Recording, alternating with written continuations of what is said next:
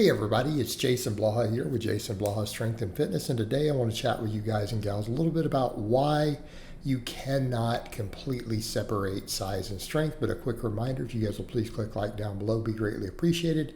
If you're not subscribed or following, please do so. And if you'll be kind enough to drop me a comment down below, I'd appreciate it so much. Thank you. Let's get over into this topic.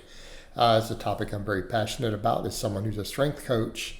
I absolutely have to understand these things. And people will argue all that they want, but it's like, look, guys, oftentimes people hire me to get them a state record or national level platform for various strength sports.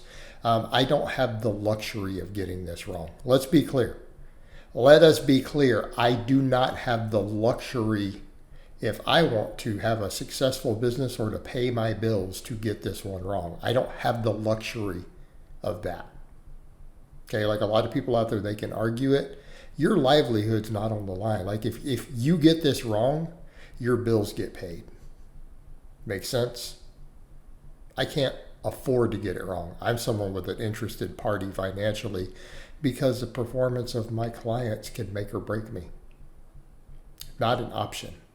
So when we start looking at the history of this, the excuses people make, and then we look at the research, you realize very quickly there is no real credible argument against the overlap of size and strength for the individual, right? And I'm not saying from person to person there's not some differences, but I think what people forget is this has been pretty heavily researched, and there was at least one major study where they looked at really serious competitive powerlifters, like a national level event.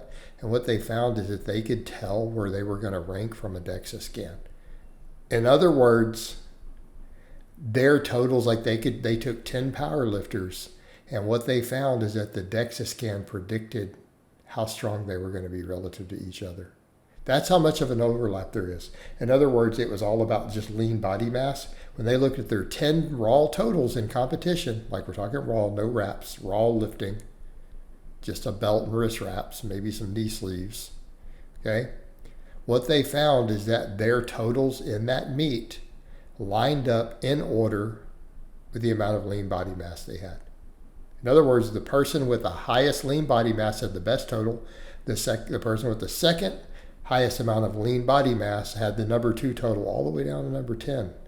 I thought that was interesting. That was done to us. Actually, Schoenfeld and them were involved in that. Okay? That should be case closed if we go, oh, wait a minute. But people say, yeah, but they were all power lifters. They all had the neural drive. So therefore, since they were all power training, of course there's overlap. Okay, fair. And they'll say, well, how come this bodybuilder isn't stronger?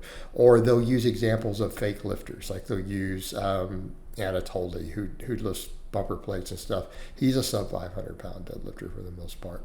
But even then, keeping in mind, it's not like he's at an elite strength level either. And he's still a ripped dude on a bit of gear. It's just covered up and so slimmer. But, again, and he also has guys on there with fake weights who are fake actors. Like all these jacked bodybuilders, like it's a parody. It's not real. Then you had the up powerlifter guy who I think all of us have realized was faking the bench stuff. There's good reason to think that he was faking it for a whole number of reasons. So people try to use these rare outliers to say, it's not true because this guy had this 415 bench or whatever at 155, blah, blah, right? Okay. Who refused to ever do it in a sanctioned event and faked prepping for one, keeping in mind he made tens of thousands of dollars in ad revenue on YouTube. He made a lot of money off of that fakery. Okay? You do understand that, right? Did anyone not get that? He was making money. YouTube was paying really good while he was doing that. It was the golden years. He made a lot of money. Right? That was all fakery. The reality is when you start looking at studies, we find that when leverages and technique are accounted for, there's almost 100% overlap. In other words, so when muscle growth is measured on, say, a single muscle or in isolation on a machine, there's 100% carryover. In other words, if they lock your bicep or your leg, like your leg or your arm into a machine and measure your strength, like how much weight can you move, is all out with completely isolated joint. Like they lock you into a preacher curl type device where you're strapped down and you can only move the elbow. No way to cheat. Or they lock the leg down and you can only do a knee extension. It's 100% carryover. Meaning there's 100% absolute perfect correlation between muscle growth and muscle size and how much weight you can move locked in. Okay? So on an individual muscle level, it's almost 100% overlap between size and strength. Right? So any variation generally beyond that usually involves coordination, other than maybe a few genetic freaks. Tiny percentage with some neural drive stuff happening. By and large, all that other stuff is about coordination and structure and leverages. In other words, different people are going to have different favorable leverages with insertion points, arm and leg lengths and ratios are going to affect all of this stuff, how far they're moving the weight, how well they leverage it. But at the tendon level, the muscle pulling against the tendon, it's all muscle mass. It's all size. Okay? It's all size. It's literally almost everything. It's like 99%. All right, now, do the neural drive and other stuff on the big movements matter? Well, because there's coordination. In other words, people who train only on machines and isolate, they're not as coordinated. That is true. People who don't do really heavy, like 1 to 3 rep stuff, they're not as coordinated. That's true. But it's worth less than you think it is. We're talking like maybe 10, 15%. Okay? Do we understand this? It's like 10 to 15%. Now, does that matter? Oh, heck yeah, it matters. I mean, you're talking about the difference between 500 pounds and maybe 580 or 570, 560. Okay? 550 to 575 versus 500. That's significant. But it's still dependent on the muscle mass.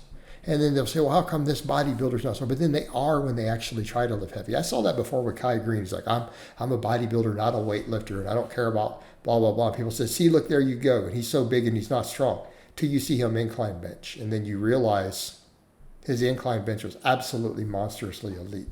Anytime he did grab a really big weight, an incline bench or get on a leg machine, you're like, dude's over here doing hack squats with 600 pounds on the hack squat machine for high reps.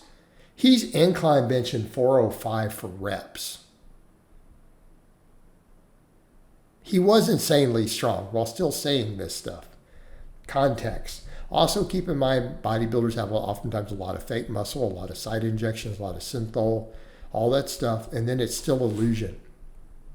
They'll be like, well, how come they're not as strong as this big power lifter or strong man? But they look bigger till you see them next to them, and then you realize, oh, they're just fat without all the show muscles. They just aren't ripped, the big strong man, and they're not injecting tons of stuff into their biceps. Biceps are probably still as big, actual muscle, there's just no oil in it. Okay? Oh, well, that makes sense. And the perfect example, I think, that highlights it. Remember when you guys saw Brian Shaw next to those Olympia guys?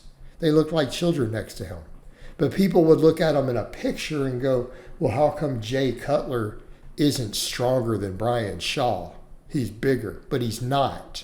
Brian Shaw was way bigger. He just had more fat. And you realize, oh, wait, he's like 1.5 feet taller and 200 pounds heavier. He's bigger. Bodybuilders are all short. They're borderline midgets. They even fake the height they put up for them. Like, they're 5'8". They're really not. They're 5'5" or 5'6" when you meet them. Right? They're pretty much midgets in the open bodybuilding. So they're not as big as you think. They're not saying they're not really big. They may not be as big as you think they are compared to this big strength athlete.